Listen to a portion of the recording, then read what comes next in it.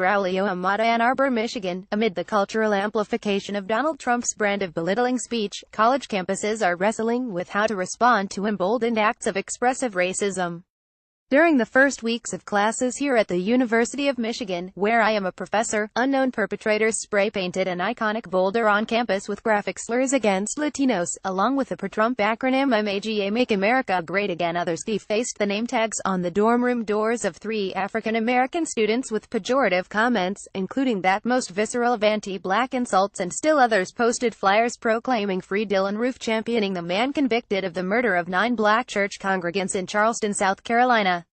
When students circulated photos of the defaced name tags via social media and the Michigan Daily newspaper, faculty members and students voiced an urgent need for statements denouncing the hate speech. I joined with colleagues on our department's racial climate task force to produce a proclamation overnight. As we were editing our statement that evening, another colleague shared the document cranked out by her own program in response to the incident. The next day, the Equity and Inclusion Committee of one of the largest departments in the college issued its statement. Meanwhile, student protesters pressed the university president for an official statement beyond his initial tweet. Soon after, faculty members across the university proposed a new action group whose mission would include issuing collective statements. All told, university personnel spent hours and days drawing up sentences to proclaim principles that should be obvious. We abhor racism. We believe in the dignity of all human beings. Students of color belong on this campus. When I learned that a colleague at an East Coast institution had also been preoccupied with a faculty statement on a campus incident that week, I began wondering, in the fight against the alarming threat to our most fundamental values, was this the best use of our time? There is worth in the expression of shared principles, as well as in the support that stems from collaboration.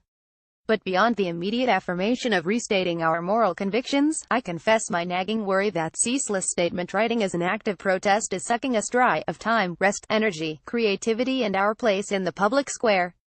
Protest aims to voice dissent and sway public opinion toward the ultimate end of shaping social change, or in our moment, halting social decline.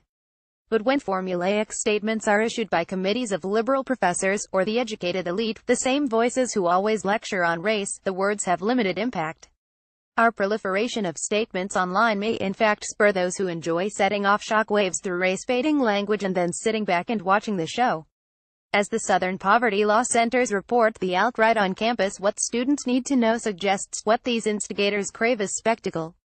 When we respond to slurs with the visceral go-to words, vile, heinous, inhumane, attacks, assaults, we may be fueling the opposition. We might be diminishing the power of our lexicon for future and more egregious affronts. We certainly are expending precious time. This is not to say that words do not matter. Words hold immeasurable weight, which is why we bemoan Donald Trump's mean and facile use of them. But all word work requires time, and some have more impact than others. In this mudslinging cultural melee, we need the right words, the stories, jokes, essays, poems, harangues, and treatises that paint a compelling vision that we all want to stand for. And beyond judiciously choosing the words to put on the page, we would be wise to follow in the great social movement tradition of matching our words with bodies in action.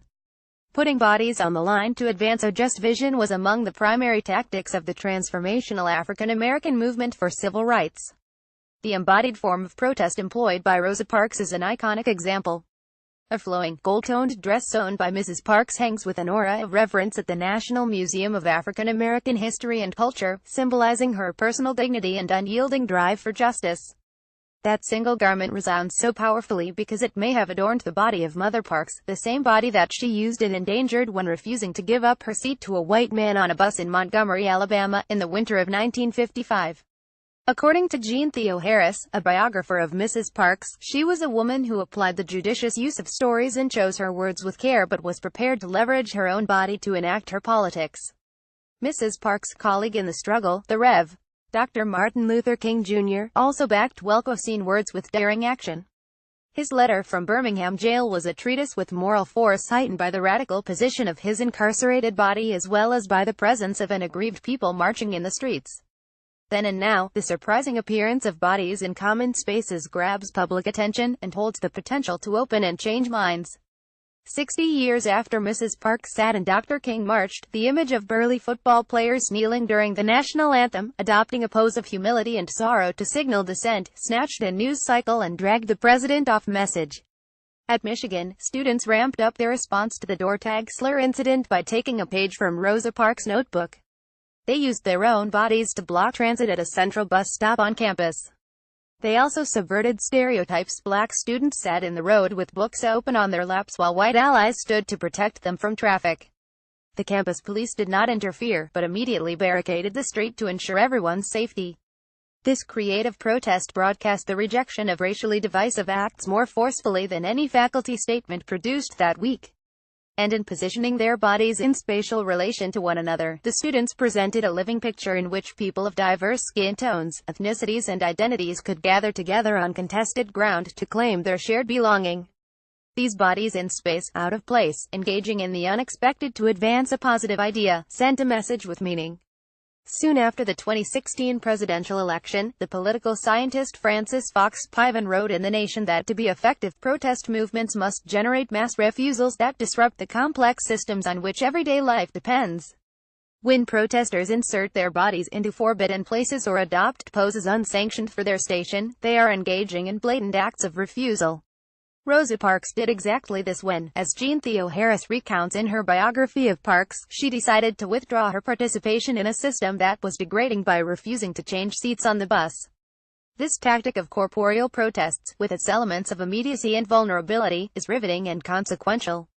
It is also dangerous. In this dizzying time of multiple and very real threats, deciding which bodies go on the line, where and for what causes requires serious strategic discussion and clear commitment to protecting those who volunteer to risk their bodies. I doubt my own courage and wonder each day whether I could deploy my body beyond the relative safety of marches approved by permits. But I am certain of this: the change we seek to make won't be accomplished by words alone.